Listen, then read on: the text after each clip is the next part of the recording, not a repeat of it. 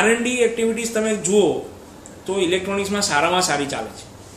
કોઈપણ એપ્લિકેશનને કેવી રીતે મિનિએચરાઇઝ કરવી અને એની અંદર એડેડ એપ્લિકેશન, ધારો કે આપણે કમ્પ્યુટર ગણીએ તો કમ્પ્યુટર 10 વર્ષ પહેલાં આપણને માંડ 500 મેગાહર્ટ્ઝની સ્પીડ ઉપર કામ કરતા હતા, કે જે અત્યારે મોર દેન 2 ગીગાહર્ટ્ઝ ઉપર કામ કરે છે. આ જે પ્રોસેસિંગ સ્પીડ વધી એના કારણે ઘણી બધી સારી એપ્લિકેશન જે આપણે ડેવલપ કરતા હતા એ ડેવલપ કરી શક્યા છે.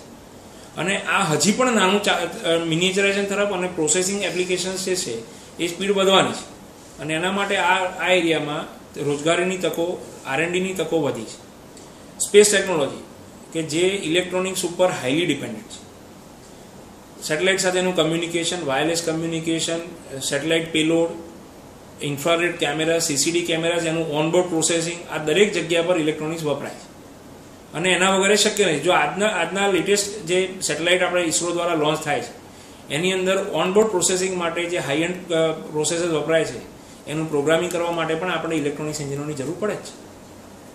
એટલે રિસર્ચ એન્ડ ડેવલપમેન્ટ માટે, કન્ઝ્યુમર એપ્લિકેશન્સ, ઇન્ડસ્ટ્રી ઓટોમેશન, આપણે consumer durable, even mobile gadgets, બધા જ માટે ઇલેક્ટ્રોનિક્સની રિક્વાયરમેન્ટ છે અને રહેવાની છે.